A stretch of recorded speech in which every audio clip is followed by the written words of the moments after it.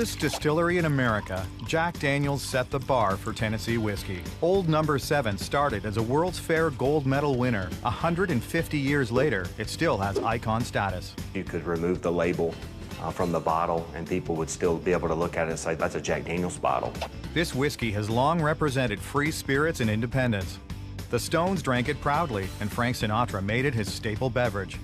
His daughter made sure that there was a bottle of Jack Daniel's buried with him. 1 billion liters ships to 140 countries every year, and every drop comes out of a dry town with one stoplight.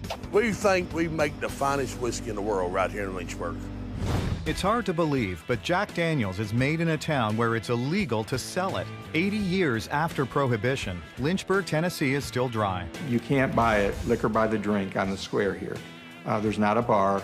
There's not a whiskey store here in town. As a distillery, it's important to be close to your water source, and Jack struck liquid gold in the mid-1800s when he moved his distillery to Lynchburg's Cave Springs. Every drop of Jack Daniel's is made from this spring water right here. Every drop. The initial ingredients are the same as when Jack started: corn, malted barley, and rye. The mix has a very low percentage of rye. Where most Kentucky bourbons are bold, peppery, or spicy, I describe Jack as being sweet to oaky in character.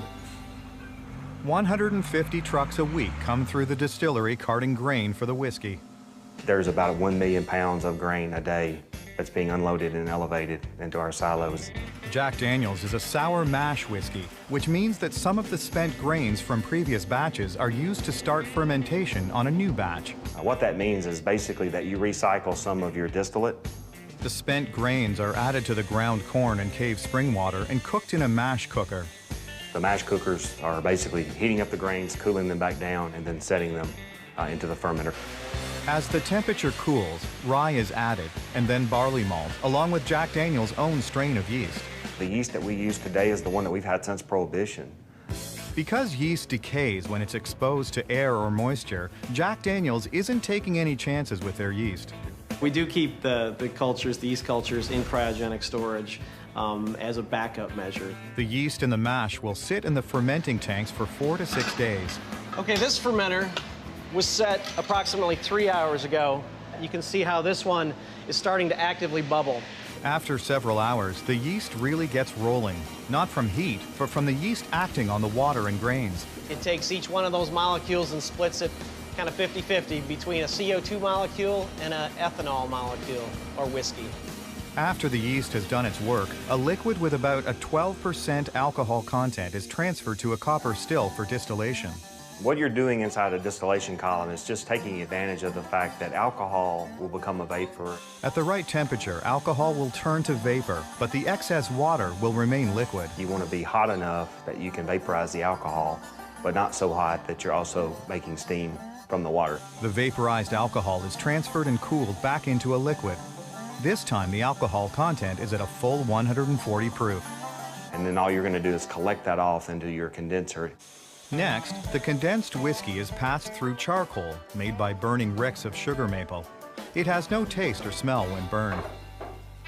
What we're using here is 140 proof whiskey. We start in the center.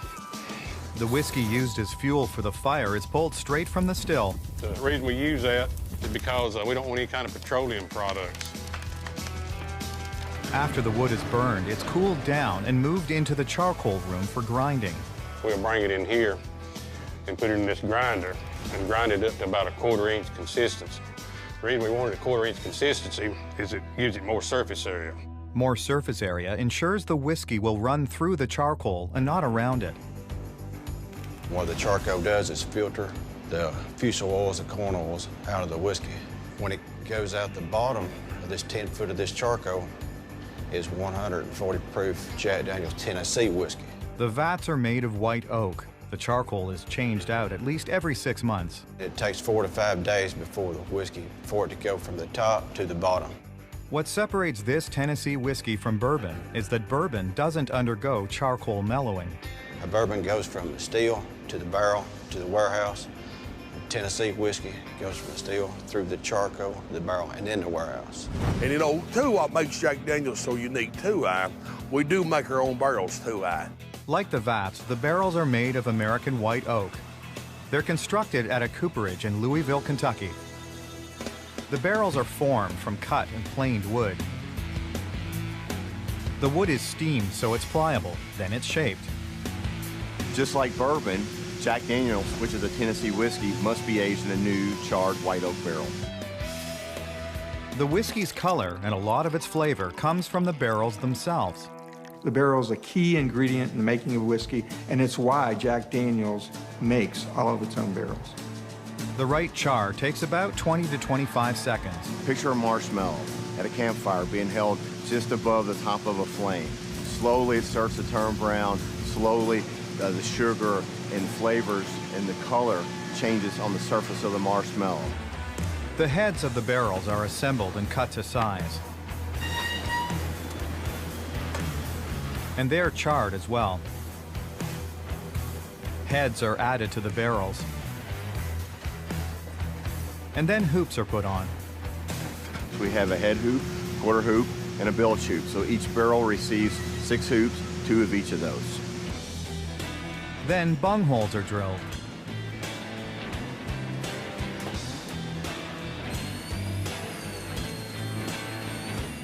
Once a barrel makes it onto the truck bound for Lynchburg, it'll be filled with whiskey within a week before the wood starts to dry out and shrink.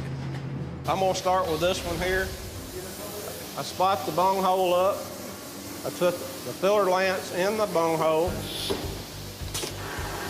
start the whiskey flow. Each barrel holds about 56 gallons, and it takes about a minute to fill. Now take a wooden bung, place over the hole. With one hit, you put the bung in the barrel.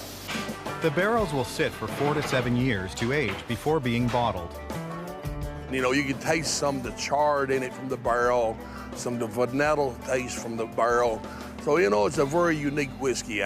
Jack Daniel's Old No. 7 has been made the same way for 150 years. And for connoisseurs around the world, they wouldn't want it any other way. All those things Jack Daniel's did and dictated that we do, and we still do it today. What we do differently today is we just do all of that a lot better.